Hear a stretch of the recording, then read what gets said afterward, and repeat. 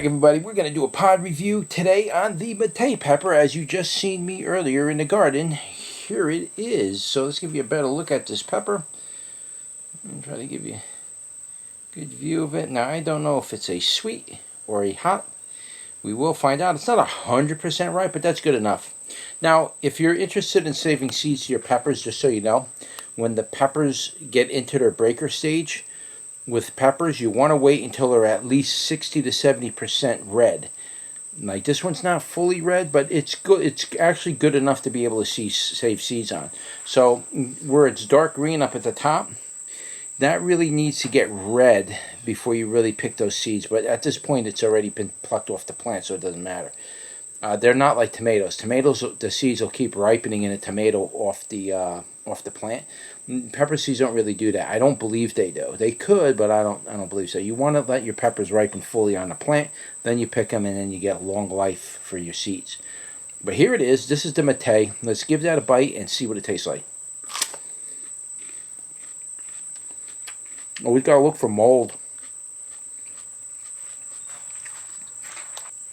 Very mild. It might get hot. I don't know. We'll have to find out.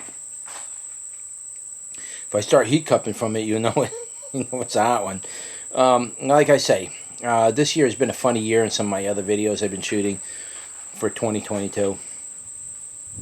This year has been funny as far as the heat has been unbelievably hot this year.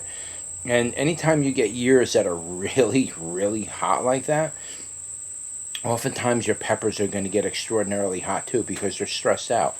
And it's not raining. I think this year, since pretty much all of June, July, so far, most of August, we've only got about 1.5 inches of rain in the last almost 3 months.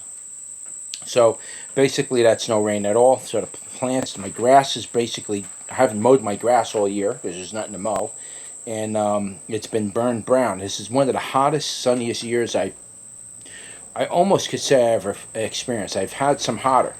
But as a result of that, usually when you get hot peppers like this, oh my God, do they get hot during these really hot and dry seasons. So that's usually just a heads up for you, just so you know, when you get really hot, dry seasons, get ready for some really hot peppers. Now, the heat on this was actually quite mild.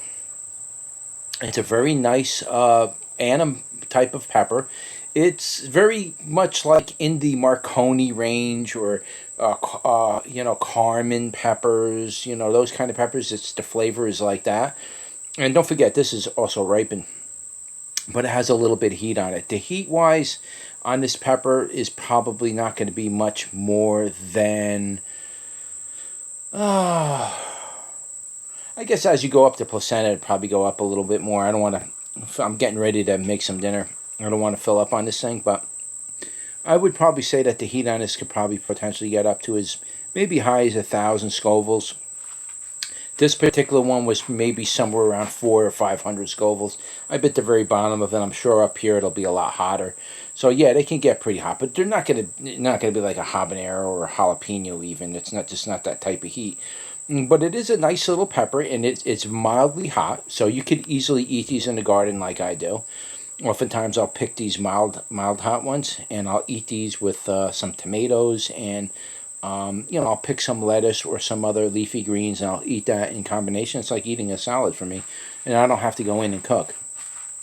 But yeah, it's a pretty good pepper. Again, this is an older school variety that I got from pepper lovers way back in the day, and I decided to give it a go again. I don't know if I ever did a pod review on it, so this might be the first pod review ever done on it, but there it is. That is the Matay. And yeah, it's a good pepper. If you want to try something different, give it a go. I don't know any information about it offhand, what country it's from or anything like that. I'll put all that information down in the description below, and you can read about it there. And then you could comment on it if you've ever grown it before. But that's it, guys. That's your pod review for the Matay. Don't forget to like, share, and subscribe. And I will see you on the next one. Take care.